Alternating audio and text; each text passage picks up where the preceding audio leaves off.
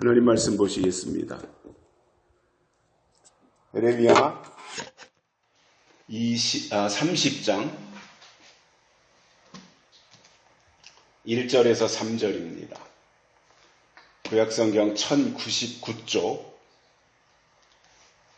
예레미야 30장 1절부터 3절까지 봉독해 드리겠습니다. 여호와께로서 말씀이 예레미야에게 임하여 이르시니라. 이스라엘의 하나님 여호와께서 이같이 일러 가라사대 내가 네게 이른 모든 말을 책에 기록하라.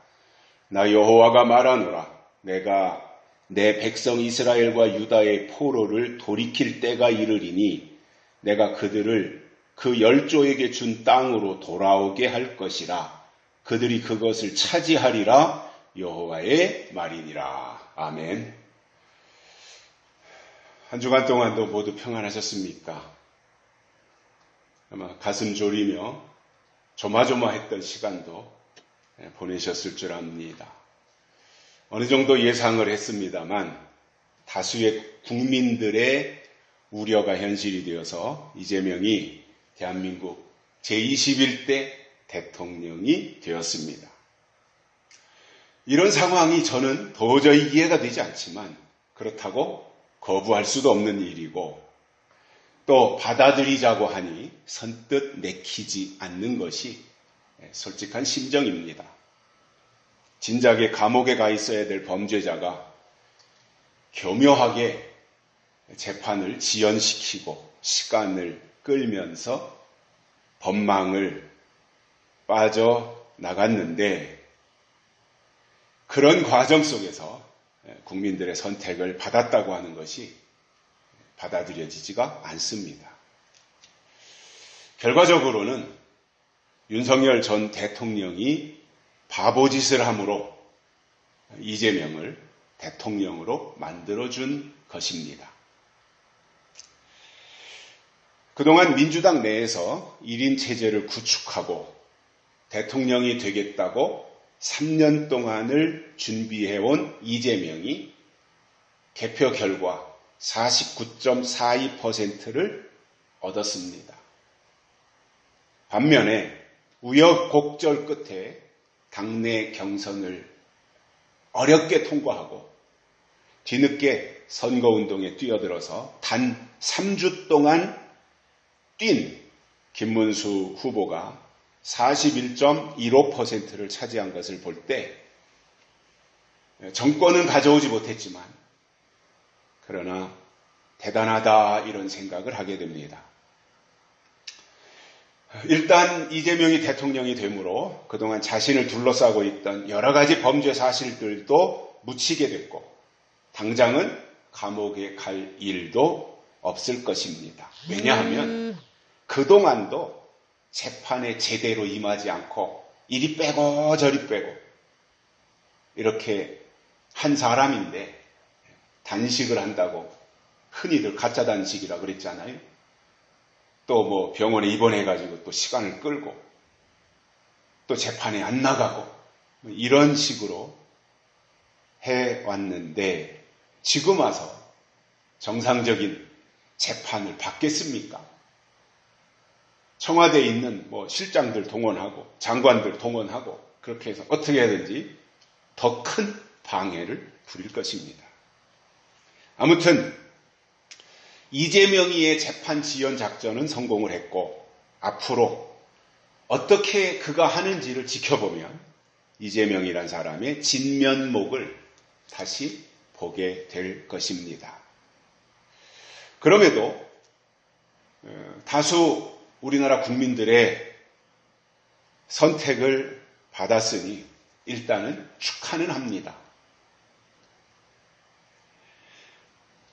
그러나 그동안 자신의 범죄 사실을 어떻게 하든지 숨기기 위해서 국회의원이 되고 또 당대표가 되고 이렇게 해서 요리 피하고 저리 빠져나가고 했다면 이제부터라도 국가의 번영과 국민의 안전을 책임지는 그 위치에서 국민 모두를 생각해서 충실해 주기를 당부하고 싶습니다. 저는 개인적으로는 이재명을 좋아하지 않지만 이재명 본인으로서는 자신의 목적을 달성했기 때문에 공약이라든가 그리고 자신이 선거 때 했던 말을 책임지고 실천해서 무엇보다도 국민을 갈라치게 하는 못된 버릇은 당장 버리고 국민 대화합의 정치를 해주기를 소망합니다. 오늘은 하나님께서 예레미야에게 책에 기록하라고 하신 것이 있는데 무엇을 기록하라고 하셨는지 그 기록하라고 한 것이 무엇인지 세 가지를 깨닫고 은혜를 받겠습니다. 첫째로 바벨론 포로를 돌이킬 때가 이르리라 이렇게 말씀하셨습니다. 지금은 바벨론의 포로 생활을 하고 있지만 영원히 포로가 아니라 영원히 바벨론 땅에서 사는 것이 아니라 하나님이 정해놓으신 기간이 채워지면 다시 돌이킬 때가 있다라는 말씀을 하신 겁니다. 그런데 이제 이것을 책에다가 기록하라 그랬잖아요. 예레미야 선지자에게 하나님이. 그러면 이 기록한다고 하는 것은 알린다는 의미가 있어요. 말이라고 하는 것은 지금 여기서 말을 하면 그 자리에 있던 사람만 듣고 그거로 끝나잖아요. 물론 요즘이야 뭐 유튜브도 있고 녹음기도 있고 하니까 다른 사람들이 들을 수 있도록 하지만 예레미야 당시에는 그런 게 전혀 없을 때고 오직 기록으로 글로써 남기는 그러한 시대인데 여기서 기록한다고 하는 것은 또 다른 사람들에게 그것을 알린다고 하는 의미가 있는 것이고 그래서 하나님이 앞으로 유다 백성들에게 어떻게 하실 것을 예레미야 선지자를 통해서 미리 책에다가 기록하라 이렇게 말씀하셨어요. 그래서 하나님이 하신 일들을 보면 과거에 하신 일 그리고 계시록을 통해서 앞으로 하실 일 이런 것들을 보면 하나님이 내일 무슨 일을 하시는데 오늘 이렇게 하시겠다고 말씀하신 것이 아니라 몇십 년 후, 70년 후, 몇백 년 후, 2000년 후 이때 될 일을 미리 기록으로 남기셨다라는 거예요. 그리고 그 기록으로 남긴 그 말씀 그대로 하나님은 그 일을 진행하셨다는 것입니다. 그러므로 기록이 중요한 거예요. 그 기록이 뭐예요? 성경이잖아요. 성경이 중요한 거예요. 그래서 하나님의 일은 성경에 기록된 말씀 이대로 이루어지는 거예요. 과거에도 그렇게 이루어졌고 앞으로도 그렇게 이루어질 거예요.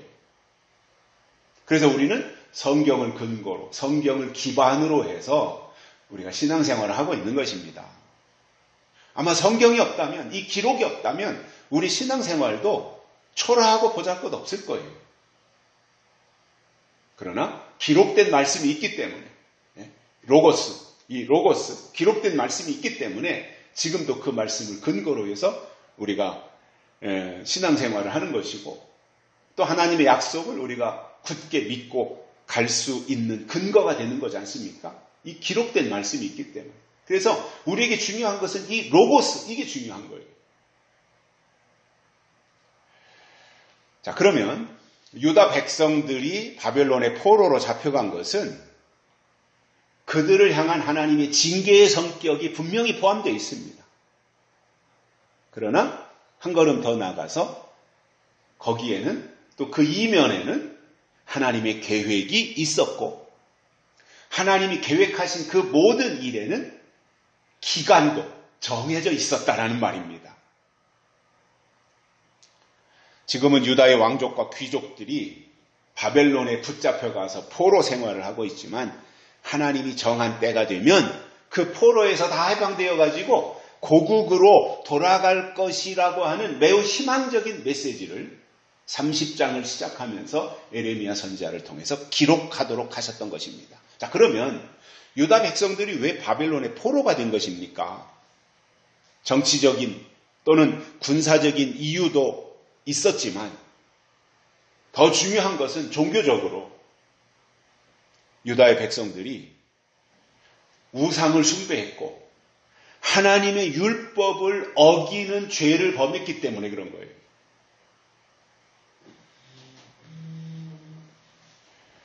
그래서 그런 과정 속에서 하나님이 유다 백성들을 향해서 그들의 타락을 경고했지만 백성들은 그 예레미야 선지자의 말을 듣고도 회개하지 않았고 결국 하나님의 심판이 그들에게 임했던 것입니다.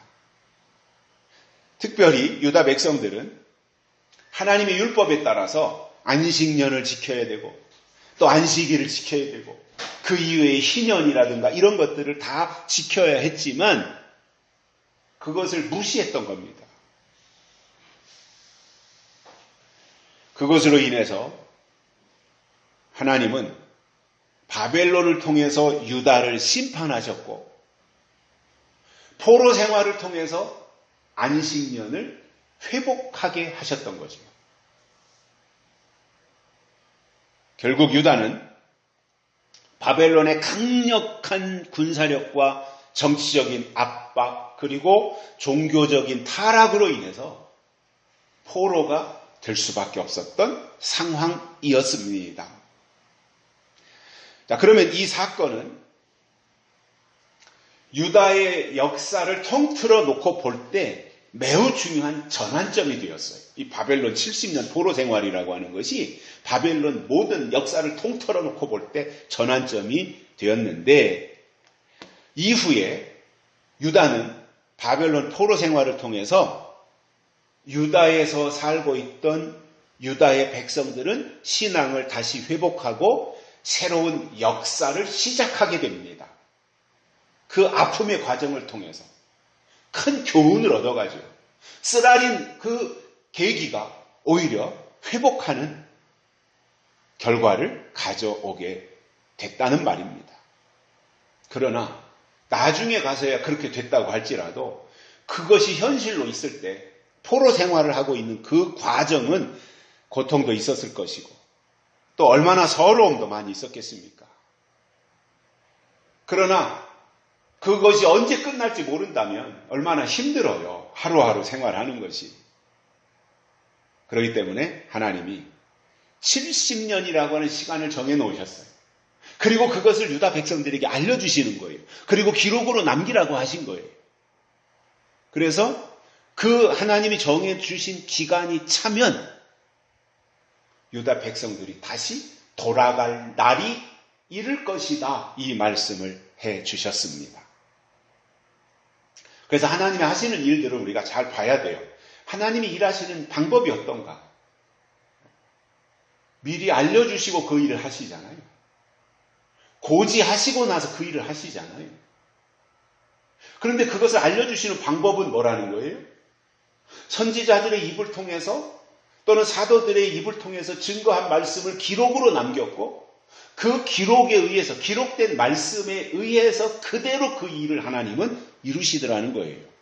자, 그렇게 볼 때 요한계시록에도 하나님이 작정하신 일을 진행하실 때 그 기간이 정해져 있어요.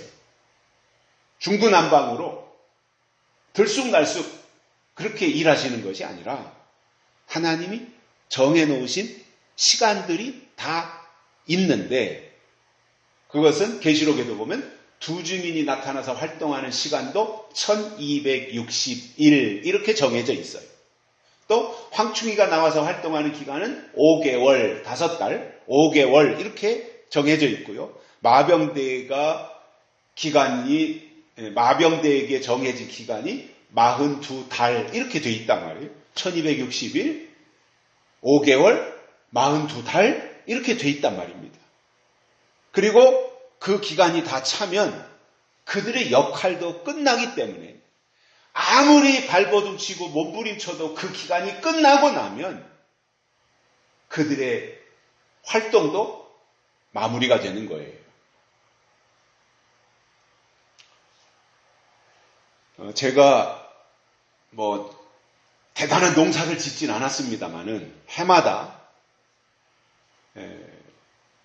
일을 해보니까 제일 쉽고 결과도 좋은 농사가 호박이었어요. 많이 진 거 아니에요. 그냥 두 포기, 세 포기 이렇게 심었는데 그냥 공터 내버려 두는 것보다 한 두세 포기, 서너 포기 호박 봄에 모종 사다가 심으면 그리고 거름을 주면 그것이 잘 자라가지고 호박순도 따다가 된장찌개 끓여 먹고 호박도 애호박도 먹고 나중에 가서 늙은 호박도 중탕해가지고 먹을 수 있고 이런 것들 때문에 이제 재미로 이제 몇 포기씩 심었었는데 호박을 심기 전에 구덩이를 크게 파요. 힘 닿는 대로 구덩이를 파고 땅의 규모에 맞춰서 조그맣게 구덩이를 파고 거름을 넣을 때도 있고 제법 이렇게 크게 파고 거기다 이것저것 거름을 잔뜩 준 후에 호박을 심으면 얼마나 잘 되는지 몰라요. 뿌리 내릴 동안에는 잘 안 자라는데 일단 뿌리가 착상을 하고 그리고 이제 온도가 올라가고 그리고 거름이 이제 충분하니까 호박이 자라나기 시작하면 사방팔방으로 넝쿨이 쫙쫙 잘 뻗어갑니다. 그리고 언제 열렸는지 호박도 주렁주렁 열리니까 그때 상황만 보면 온 세상이 호박천지가 될 것 같아요. 저는 실제로 경험을 했기 때문에 마당에다도 심어봤고요. 또 뚝방에다도 심어봤고요. 이 한여름에 호박덩쿨이 안 가는 데가 없어요. 호박덩쿨이 막 순행이가 쭉쭉 뻗어가다가 담장을 만나면 담장을 타고 넘어갑니다.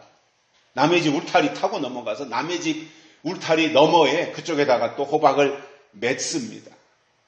가다가 나무를 만나면 그 나무를 또 타고 올라가서 거기에도 또 호박이 주렁주렁 열립니다. 참 재밌죠, 그죠? 듣기만 해도 재밌죠. 뭔가 풍성하고 푸짐해 보이잖아요. 호박하면. 거름만 제대로 주면 얼마나 잘 뻗어가고 잘 열리는지 몰라요. 그런데 아무리 밑거름을 많이 주었고 그 주변 환경이 좋아서 호박이 얼마든지 자기 영역을 넓게 차지할 것처럼 하다가도 놀랍게 말복이 딱 지나고 찬바람이 나면 호박이 더 이상 성장하지 않습니다. 호박 순행이가 더 이상 쭉쭉 뻗어가지 않습니다. 성장을 딱 멈춥니다. 그리고 조금 더 지나서 서리가 내리면 얼어 죽습니다. 아직도 그 호박의 덩쿨이, 호박의 뿌리가 흡수할 땅속에 거름이 많이 있는데도 불구하고 말복이 지나고 찬바람이 나니까 그리고 서리가 내리니까 온데간데 없이 다 얼어 죽어버리고 말아요. 무슨 말이냐면 호박 넝쿨이나 호박의 뿌리나 또는 그 호박 구덩이에다가 파고 준 거름의 문제가 아니라 더 중요한 것이 뭐라는 거예요? 때와 시기라는 말이에요. 아니 말복이 지났다고 해서 호박 구덩이에 있는 거름기가 다 없어진 게 아니잖아요. 아직도 충분히 거름이 있어요. 그런데 놀랍게도 말복이 지나는 순간 성장을 멈추고 자라지 않고 뻗어가지 않고 멈춰버리더라는 거죠. 제가 가끔씩 말씀드린 것처럼 저는 이 말이 딱 맞다고 생각해요. 잘해서 잘 된 것이 아니라 잘 되는 때였기 때문에 잘 된 것이다 이거예요. 그렇다고 해서 아무것도 하지 말아라, 거름도 주지 말아라 이 말이 아니잖아요.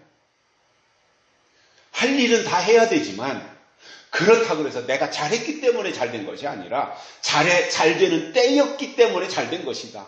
그렇다면 겸손한 마음을 가지고 살아야지요. 하나님이 하신 일이라고 하는 것을 인정하고 고백하고 하나님을 의지하고 살아야 되는 것이 맞지 않겠습니까? 그래서 자연의 이치를 통해서 배울 것은 심을 때가 있고 거둘 때가 있어서 그 때에 맞게 해야 된다 이 말이에요. 그걸 거스를 수 없어요. 때라고 하는 거, 시기라고 하는 거 거스를 수 없어요. 오늘 말씀에서 바벨론 포로를 돌이킬 때가 이르리라고 한 말은 이스라엘 유다 백성들이 바벨론의 포로로 끌려간 이후에 하나님께서 그들을 다시 본국으로 돌아오게 할 때가 가까웠다는 뜻입니다. 그래서 우리가 하나님의 일을 생각할 때 제일 중요하게 봐야 될 게 뭐예요? 때입니다. 때, 시간. 하나님의 때, 하나님의 시간. 이게 가장 중요한 거예요. 그래서 믿음이 뭐냐면 하나님의 때를 아는 거예요. 어떻게 알아요? 뭐 기도하다 계시받아서 알 수 있는 것이 아니라 성경을 통해서 알 수 있어요. 몇 년, 몇 월, 며칠 이거를 안다는 것이 아니라 계절 감각을 가질 수 있게 된다는 거예요. 아, 이제 추수 때구나.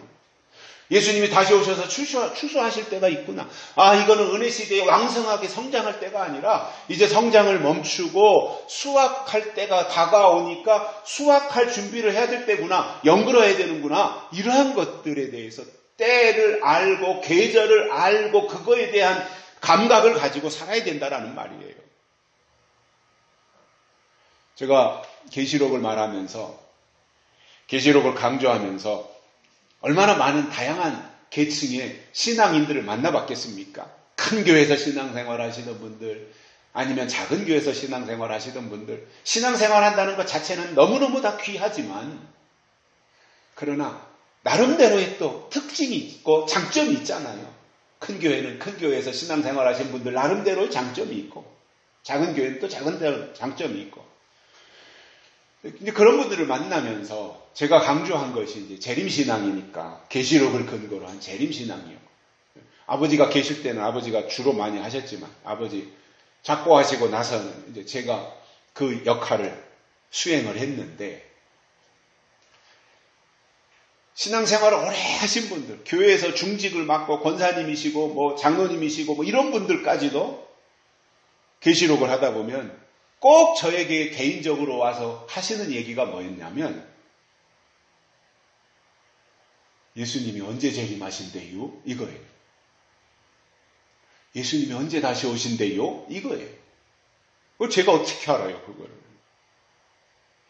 다만 징조를 얘기하고 상황을 얘기하고 그렇기 때문에 우리가 이 시점을 통과하고 있으니까 이렇게 신앙생활하자. 여름에 농사 짓던 방식으로 농사 지면 안 되고 이제 가을에 추수할 것을 대비해서 가을에 어떻게 할 것인가 이것을 강조하는 거지. 며칠 날, 몇 월, 몇 년 이것을 얘기하는 건 절대 아닌데 사람들은 관심이 또 그쪽에 가 있잖아요. 한 번은 예배 끝나고 이제 모셔다 드리는데 오래전 일입니다. 저한테 그러시더라고요. 아유, 저는 진짜로 그분이 60 조금 넘었을 때예요. 저는 진짜 그분이 당뇨가 심해가지고 당뇨 때문에 힘들어하고 또 콩팥에도 문제가 있어서 한 번씩 투석도 하시고 하던 분인데 아유, 저는 죽기 싫은데 저는 진짜 살아서 예수님 다시 오시는 거 맞이하고 싶은데 예수님 언제 오세요? 저한테 그걸 물어보시더라고요. 그러니까 그 예수님이 오시는 날짜보다 더 중요한 것은 예수님이 다시 오신다고 하는 것에 대한 기초 지식을 가지고 하나님을 아는 지식을 가지고 성경 속으로 들어가서 거기에다가 방향을 맞추고 그 방향에서 말씀을 듣고 읽고 깨닫고 그리고 준비하고 이것이 중요한 거지 날짜를 아는 게 중요한 건 아니잖아요. 날짜를 알았다고 달라지는 게 뭐가 있겠어요? 날짜를 정해놓으면 좋은 건 한 가지 있습니다. 굉장히 사람들이 열심을 내가지고 날짜 정해놨으니까요. 뭐 인치는 날짜가 됐든 재림 날짜가 됐든 휴거 날짜가 됐든 날짜 정해놓으면 그 날짜가 가까이 올수록 사람들을 막 죽기 살기로 그것을 알리려고 없던 열심까지 젖먹던 힘을 다 총동원해가지고 그 일에 매진하더라라는 거예요. 그런데 지금까지 어떤 날짜가 됐든 재림 날짜가 됐든 휴거 날짜가 됐든 인치는 날짜가 됐든 날짜를 말한 사람들이 그 날짜를 마친 사람들이 아무도 없어요. 다 틀렸어요. 무슨 말이냐면 날짜가 중요한 게 아니다 그 말이죠. 방향이 중요한 거예요. 방향. 그리고 그 방향에 맞게 우리가 어떻게 믿음을 추스려 나갈 것이냐. 그래서 때를 아는 게 중요한 거예요. 때를 아는 게 믿음이에요. 때를 아는 신앙은 하나님의 법을 알게 돼 있어요. 법. 중요한 거잖아요. 하나님의 법. 구약에서의 법, 신약에서의 법, 계시록에서의 법이 있으니까 때를 아는 신앙은 법을 알게 돼 있어요. 그리고 때와 법은 같이 가는 거예요.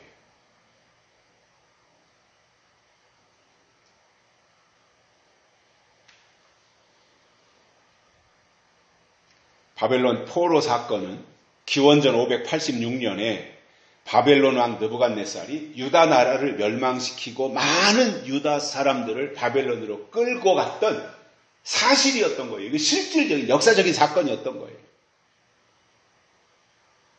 왜 그렇게 되었느냐면 앞에서 설명드린 것처럼 우상숭배예요. 그래서 하나님의 심판으로 이어졌던 거지요. 그러나 하나님이 심판하셨을지라도 예언자들을 통해서 다시 말씀하신 것이 바벨론에서의 포로 생활은 영원한 것이 아니라 기간이 정해졌다 이겁니다. 작정하신 70년이 채워지면 다시 회복하실 것이다 라는 말씀을 해주신 거예요. 여기서 70년이 차면이라고 하는 시간적 조건은 회복의 약속이 성취할 때가 임박했다고 하는 의미가 됩니다. 즉 유다 백성들이 다시 바벨론 땅으로 유다 땅으로 돌아갈 날이 가까이 다가오고 있다고 하는 희망적인 메시지를 주셨던 것입니다. 그래서 우리가 사사기에서도 보면은 심판과 회복이라고 하는 것이 사이클로 같이 가잖아요. 심판하고 심판으로 모든 게 끝나는 것이 아니라 그 상황에서 다시 회복시키시고 이것을 우리가 볼 때 예레미야 선지자를 통해서 주셨더니 바벨론 포로 생활도 결국 하나님의 심판의 성격도 있지만 그들을 다시 하나님이 회복하셔서 고국으로 돌아가게 하시는 그 역사도 의미도 포함하고 있다고 하는 거예요. 두 번째로는 그들을 열조에게 준 땅으로 돌아오게 하리라 이렇게 말씀하셨어요. 조상들에게 주셨던 원래의 땅이 있잖아요. 아브라함에게 주셨고 이삭에게 주셨고 야곱에게 주셨던 원래의 그 땅으로 돌아오게 하시겠다고 하는 놀라운 약속을 주신 거예요. 걱정하지 말라 이 말입니다. 너희가 지금 바벨론에 있다 그래서 걱정하지 말아라. 다시 고국으로 돌아가게 하시겠다 그 말씀을 해주셨는데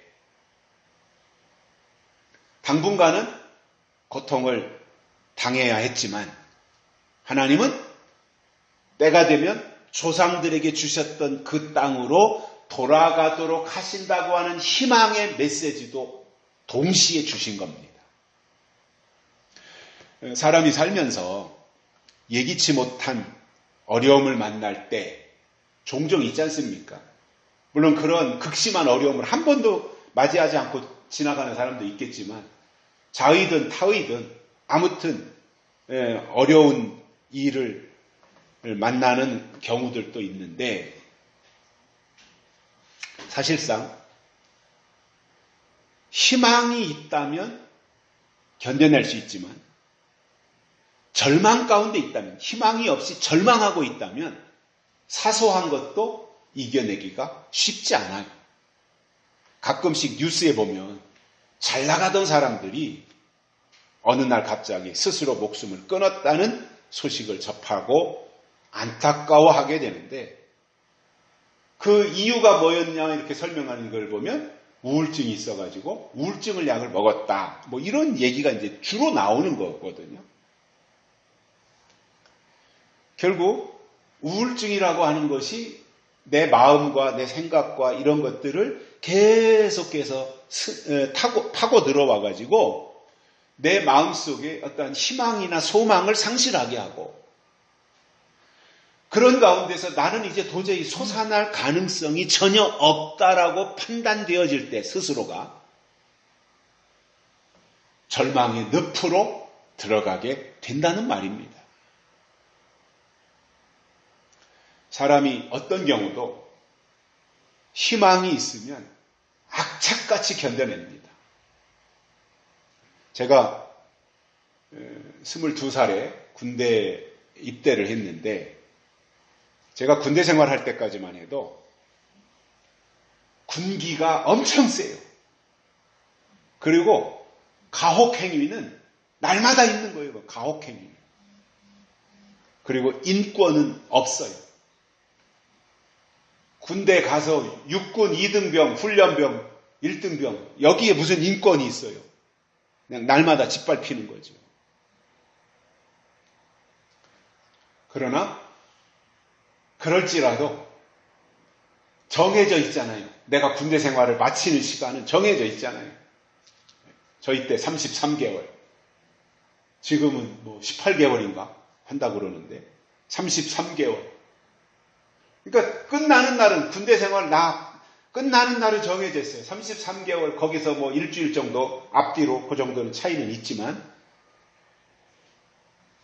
그렇게 시간은 정해져 있기 때문에 속으로 무슨 생각을 하면서 보내 고참들한테 혼나든 뭐 기합을 받든 또 빠따를 맞든 어떤 상황 속에서도 마음속으로는 뭐예요? 그래 국방부 시계는 지금도 간다 그러고 견디거든요. 그 희망이 있는 거예요.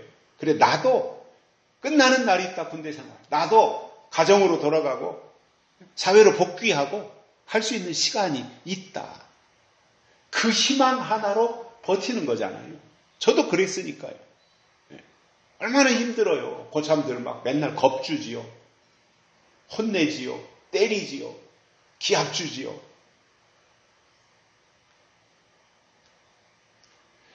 유다 백성들이 고국을 떠나서 바빌론 포로가 되었을 때 얼마나 힘들었겠으며 얼마나 고달팠겠습니까마는 하나님께서 어느 날 에레미야 선지자를 통해서 고향 땅으로 돌아간다고 하니 그들 속에 희망이 다시 생기기 시작하는 거예요. 에스겔 36장 28절에 보면 내가 너희 열조에게 준 땅에 너희가 거하여 내 백성이 되고 나는 너희의 하나님이 되리라. 에스겔 선지자를 통해서 이런 말씀도 주셨어요.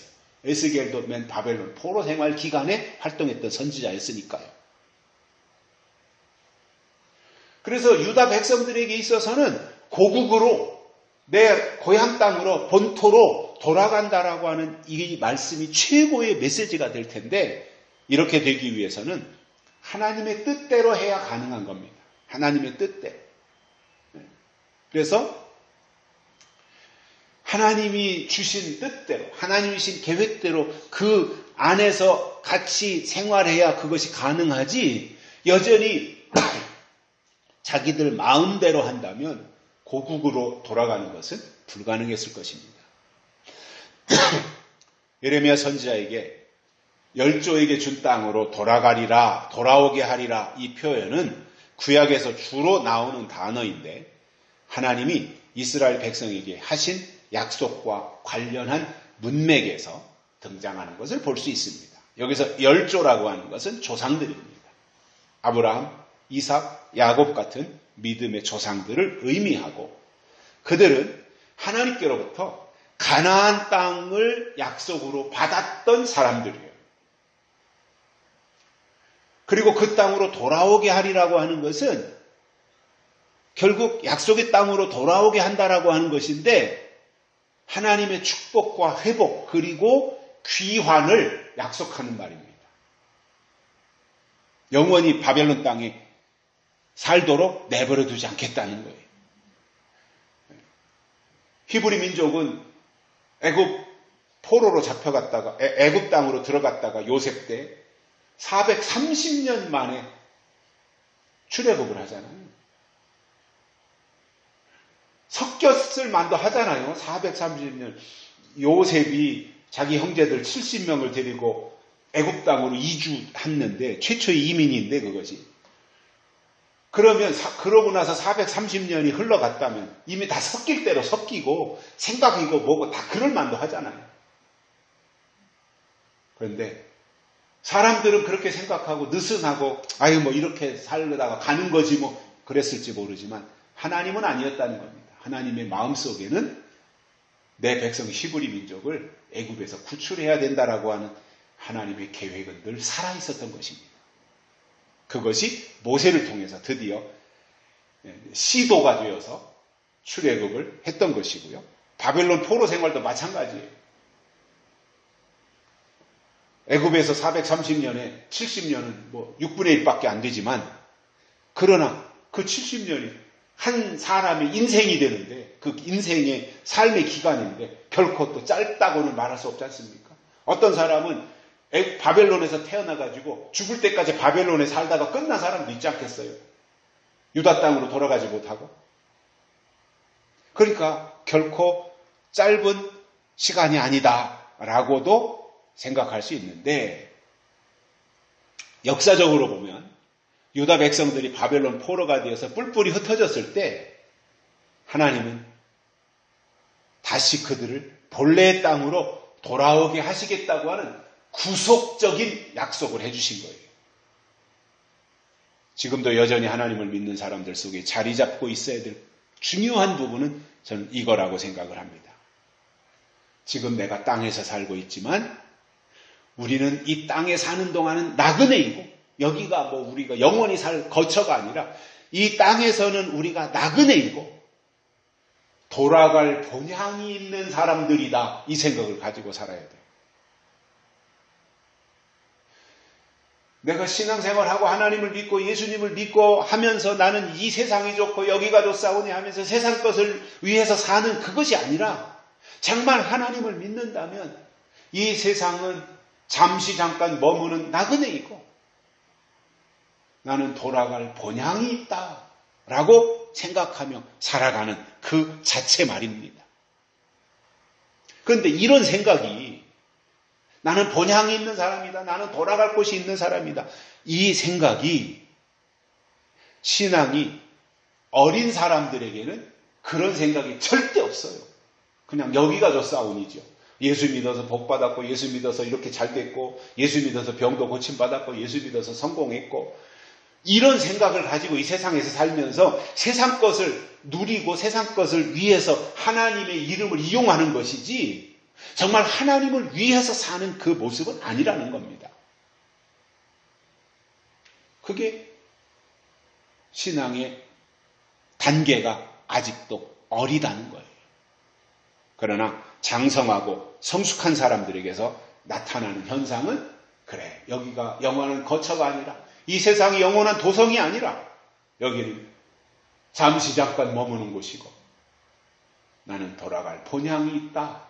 하나님이 예비하신 곳이 있다. 이 생각을 가지고 사는 사람이 성숙하고 장성한 사람이라는 말입니다.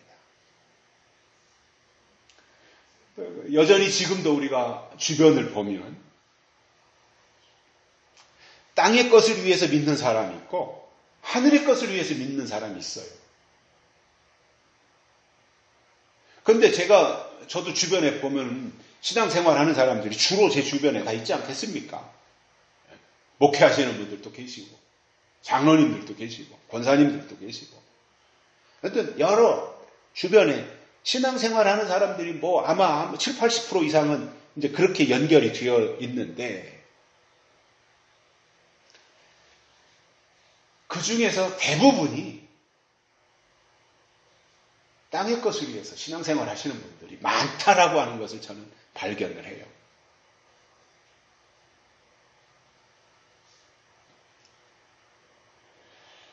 그래서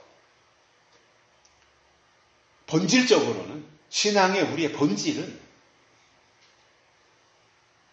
하나님의 뜻 안에서 성숙해가지고 본향을 사모하는 마음으로 하나님의 나라를 사모하는 그 마음을 가지고 살아야 되는데 이 성숙이라고 하는 것은 어느 날 우연히 되는 것이 아니라 광야를 거치면서 단단한 식물을 먹어야 성숙해질 수 있다라는 말이에요. 온실 속에서 절대로 성숙할 수 없어요. 꽃길만 걸으면서 절대로 성숙할 수 없어요. 광야를 거쳐야 성숙해지는 거예요. 하나님이 히브리 민족을 430년 만에 출애굽을 시켜서 가나안 땅으로 데려가시는 그 일을 시작하면서 첫 발을 내디딜 때만 해도 꿈에 부풀었을 거예요. 히브리 민족들 다. 뭐가 뭔지 모르지만 아무튼 여호와 하나님이 우리를 데리고 이제 가나안 땅으로 가신다는구나. 그렇게 기대에 부풀었을 것이고 쉽게 가나안 땅에 갈 것으로 대부분이 생각을 했을 거예요. 과정이 어떻게 될 것인지에 대해서는 꿈도 꾸지 못했을 거고요. 그런데 막상 출애굽을 하고 보니까 앞에 홍해가 있죠. 거기를 건너니까 가나안 땅이 아니라 광야라고 하죠. 광야. 그 광야도 그냥 4, 5일 아니면 일주일 정도만 힘들게 걸어가면 지나가는 것이 아니라 출애굽기에 보면은 광야도 4대 광야가 나오잖아요. 4대 광야. 수르 광야, 신광야, 신의 광야, 바란 광야. 이 4개의 광야를 거치는 동안 40년의 세월이 흘러간 겁니다. 그 단계 광야마다 겪어야 되는 일들도 있었던 거예요. 신의 광야 같은 경우에는 하나님께로부터 율법을 받게 되잖아요. 바란 광야 같은 경우에서는 또 정탐꾼을 보내게 되잖아요. 뭐 이런 단계마다 광야를 거쳤고 그리고 40년이라고 하는 세월이 흘러갔습니다. 자, 그러면 우리가 일반적으로 생각할 때 그분이 진짜 하나님이시고 430년 만에 히브리 민족을 출애굽시키신 분이 진짜 하나님이고 10가지 재앙을 통해서 애굽의 바로 왕을 항복시키고 히브리 민족을 출애굽시킨 분이 진짜 여호와 하나님, 힘있는 능력 있는 창조주 하나님이시라면 그까짓 거 곧바로 출애굽하자마자 약속의 땅 가나안으로 데려가실 수도 있잖아요. 하나님이라면 그게 뭐가 어려워요. 그런데 히브리 민족들이 전혀 생각지도 못했던 광야 생활 40년을 왜 주셨냐 말이죠.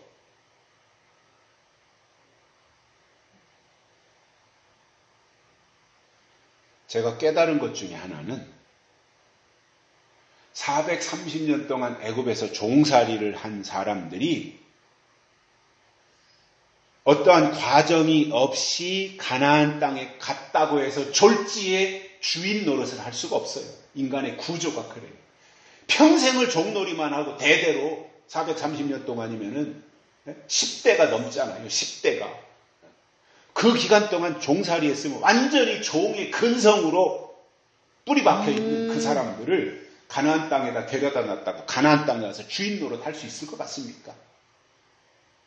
부려본 적도 없고 시켜본 적도 없고 시키는 일이나 맨날 했던 사람들이 부려먹고 시켜먹고 지시하고 명령하고 그거 할 수 있습니까? 못하는 겁니다.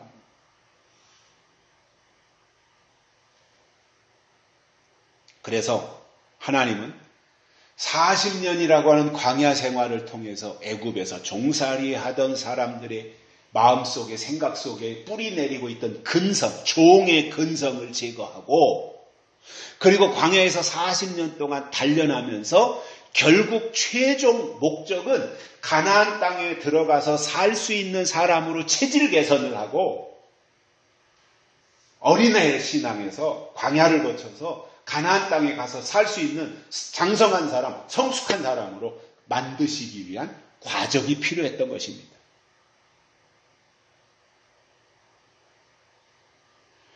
그런데 그것도 모르고 사사건건 광야에 나온 히브리 민족이 불평하고 원망하면서 무슨 뭔가 마음에 안 들면 당장 내뱉는 말이 뭐였어요? 에이, 가나안 땅이고 뭐고 다 소용없어. 애굽으로 돌아가. 애굽으로 가. 애굽으로 가.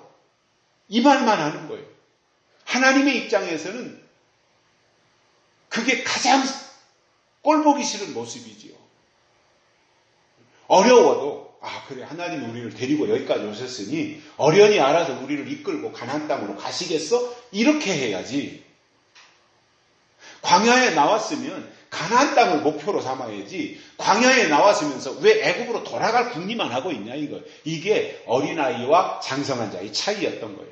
어린아이는 좀 불편하면 옛날로 돌아가지 뭐, 애굽으로 돌아가지 뭐, 그 생각했던 거예요. 그러니까 장성한 사람들은 그 과정 속에서 힘들지만 하나님이 우리를 여기까지 이끄셨고 홍해도 건너게 하셨으니 우리를 무사히 가나안 땅으로 데려가실 거야 라고 하는 그 의식을 가져야 됐던 거지요. 그래서 광야를 주신 하나님의 최종 계획은 40년 동안 단련해서 그들을 양육시켜가지고 장성한 자로서 가나안 땅에 들어가서 가나안 땅을 누리도록 하기 위한 하나님의 계획이었던 것입니다. 그래서 광야를 주신 이유는 히브리 민족의 영적 성숙이었어요. 성장하고 성숙하면 다 되는 거 아니겠어요? 성장하고 성숙한 사람한테 이래라 저래라 할 이유가 없잖아요. 알아서 다 하는 거잖아요. 자기의 어떤 규범 안에서 정해진 어떤 그 틀 안에서 알아서 하는 거죠. 뭐. 어린애한테야 이래라 저래라 하지만 손 씻어라 발 씻어라 이빨 닦아라 하지만 장성한 사람은 알아서 하는 거잖아요. 나갔다 들어오면 손 씻고 발 씻고 이빨 닦고 세수하고 샤워도 하고 다 하는 거잖아요. 누가 시켜서요? 알아서 하는 거죠.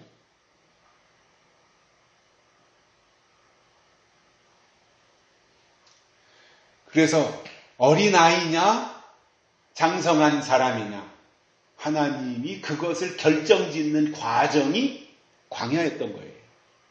그런데 그것도 모르고 사사건건 불평만 하고 원망만 하면서 애굽으로 돌아갈 궁리만 했는데 그런 사람들은 출애굽은 했어도 가나안 땅에는 들어가지 못하고 광야에서 죽었던 겁니다. 출애굽의 목적은 가나안 땅이잖아요. 그런데 출애굽을 했는데 가나안 땅에 들어가지 못한 사람들이 있단 말이죠. 그게 광야에서 어떠한 태도를 보였느냐에 의하여 결정이 되더라는 겁니다. 하나님은 우리가 성장하고 성숙해지기를 원하시고 그들을 하나님은 본래의 땅으로 돌아오게 하신다는 놀라운 약속인 것입니다. 중요한 것은 말이에요. 내가 지금 하고 있는 말이 그의 신앙이고 영적인 성숙과 미성숙의 척도가 되는 거예요. 맨날 땅의 것이나 얘기하고 맨날 세상 사람들이 관심 가지고 있는 그 말이나 똑같이 하고 있다면 그는 세상 사람들이죠. 단 교회에다가 이름만 걸쳐놓고 있는 것이지 그는 세상 사람인 거예요. 하나님의 사람이라면 하나님을 말할 수 있어야 되고 하나님의 뜻을 어쩌다라도 말할 수 있어야 되고 하나님의 계획이 뭔지 하나님의 법이 뭔지 하나님의 나라가 뭔지 하나님의 의도가 뭔지 하나님이 하실 일이 뭔지 이런 것을 말해야 하나님의 사람 아니겠어요?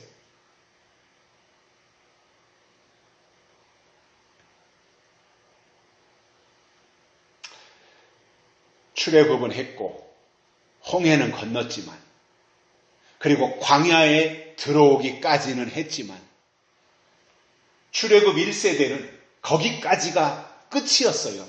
대부분이. 그래서 60만 3,550명이 출애굽을 했는데 그 출애굽을 모세를 쫓아서 나왔던 1세대 60만 3,550명 중에 여호수아와 갈렙 두 사람을 제외하고 나머지는 다 광야에서 죽습니다. 왜냐하면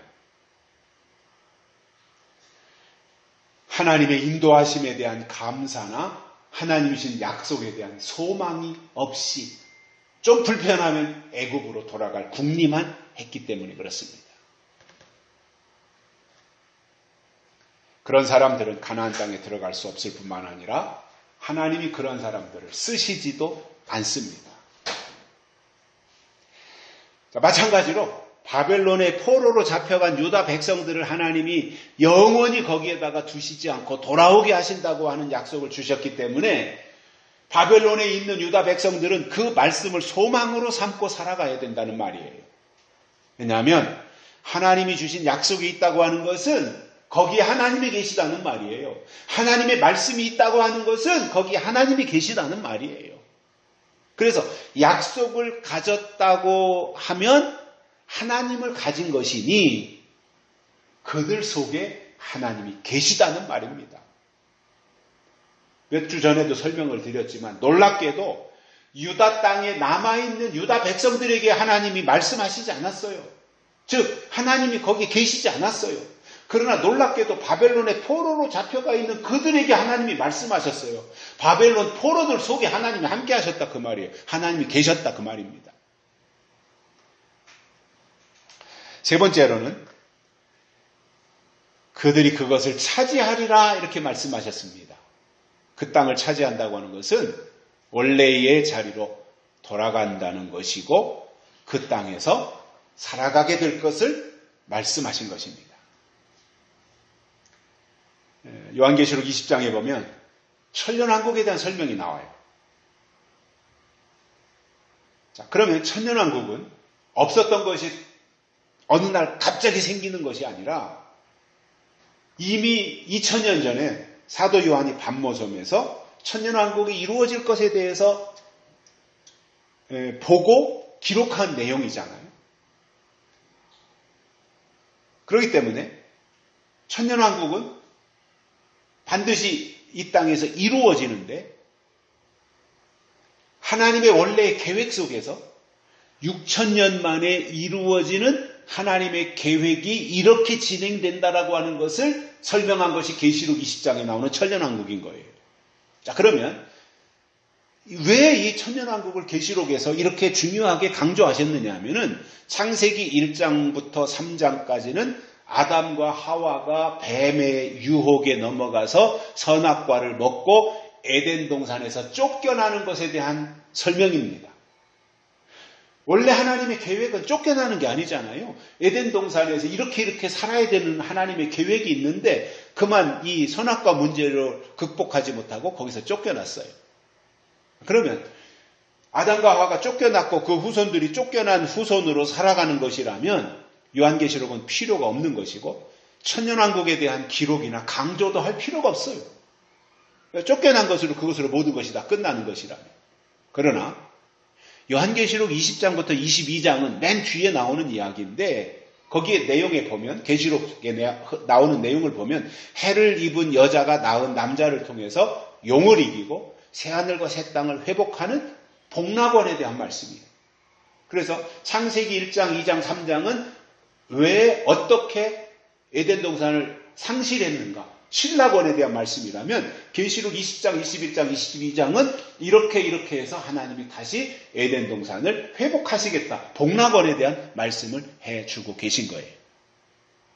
그래서 이 내용이 왜 중요하냐면은 하나님이 천지를 창조하시면서 아담에게 다스리라, 땅에 충만하라 이런 말씀을 해주셨는데 선악과 문제로 아담이 그 인간이 한 번도 다스려 본 적이 없어요. 그러면 성경은 이루어져야 돼요. 다스리라고 했으면 다스림이 이루어져야 되는 거잖아요. 그런데 한 번도 다스려 보지 못하고 선악과 때문에 에덴 동산에서 쫓겨나고 말았습니다. 그러면 하나님이 말씀하셨기 때문에 하나님이 말씀하신 것은 이루어져야 하나님의 권위가 서는 것인데 그 창세기에서 말씀하신 다스리라, 충만하라 뭐 이러한 말씀이 언제 이루어지느냐 하면은 계시록에서 천년왕국이 이루어지면 왕권을 주시는데 그 왕권이 바로 다스리는 권세예요. 에덴 동산에서는 한 번도 사용하지 못하고 쫓겨났는데 계시록이 이루어지면 드디어 그때 다스리는 권세가 나타나고 그 말씀이 그때 가서 이루어지고 그 이루어지는 공간이 바로 천년왕국이다 그 말입니다. 이것에 대해서 예수님이 마태복음 16장에서 말씀하신 것도 보면 진실로 너희에게 이르노니 여기 섰는 사람 중에 죽기 전에 인자가 왕권을 가지고 오는 것을 볼 자들도 있느니라 이렇게 말씀하셨습니다. 이 말씀은 때가 되면 예수님이 다시 오신다는 말이고 그때가 되면 예수님이 왕권을 가지고 오시는 것을 살아서 보는 사람들도 있다는 말입니다. 자, 그러면 왕권은 다스리는 권세이고 결국 이때가 되면 하나님의 통치가 이루어지고 나타난다라고 하는 설명인데, 이것은 마치 유다 백성들이 포로 생활을 마치고 돌아와서 자기들이 살던 땅을 차지하게 되듯이 앞으로 천국 백성들이 이 세상에서 죄의 포로 생활을 다 끝마치고 천년왕국으로 돌아가는 것도 하나님의 계획 속에 있는 일이다, 그 말이에요.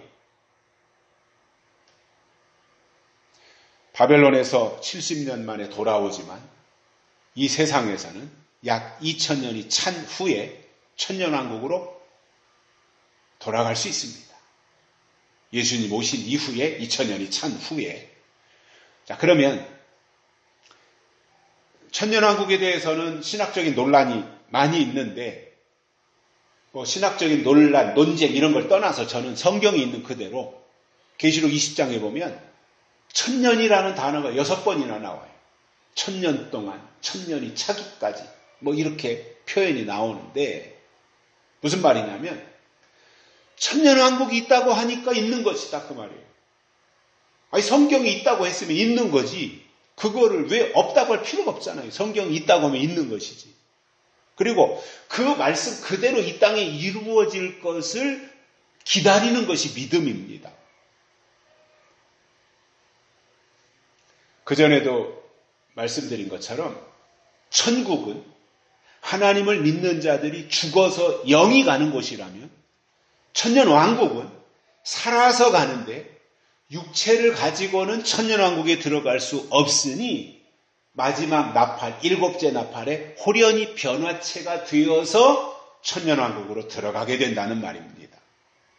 고린도전서 15장에 보시면 보라, 내가 너희에게 비밀을 말하노라. 우리가 다 잠잘 것이 아니요 마지막 나팔에 순식간에 홀연히 다 변화하리니 나팔 소리가 나매 죽은 자들이 썩지 아니할 것으로 다시 살고 우리도 변화하리라. 이렇게 바울이 말씀했습니다.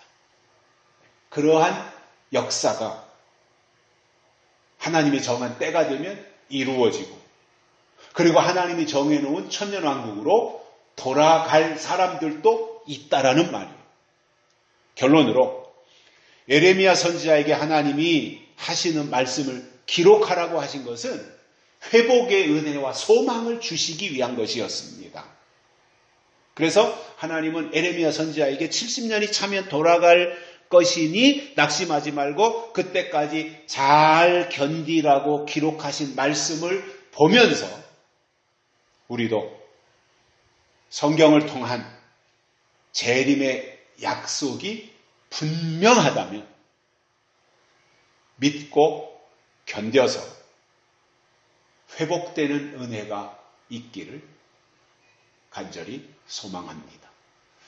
살아계신 하나님 아버지, 감사합니다. 우리에게 오늘 또 말씀을 주셨으니 이 말씀을 의지하고 이 말씀을 기억하면서 하나님의 뜻대로 하나님의 말씀 안에서 살아갈 수 있는 저희들 되도록 은혜를 베풀어 주시옵소서. 땅에서 살지만 땅의 것으로만 살지 아니하고 하나님의 것으로 살아갈 수 있도록 도우시며, 이 세상은 잠시 머무는 나그네이지만 우리가 돌아갈 본향이 있다고 하는 것을 알고 하나님의 사람으로 늘 준비하며 깨어 살아갈 수 있는 저희들 되게 해 주옵소서. 다시 오실 예수님의 이름으로 간절히 기도드리옵나이다. 아멘.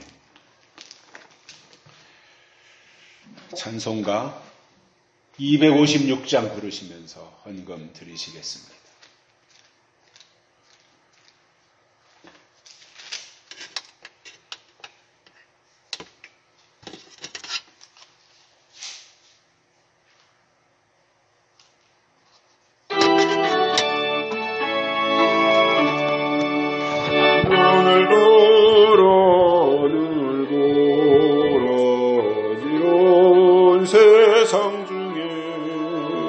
곳곳마다 성안영에 탄식 소리 들려온다. 빛을 잃은 많은 사람 길을 잃고 헤매이며 강자처럼 기진하니 믿는 자여 이할 뿐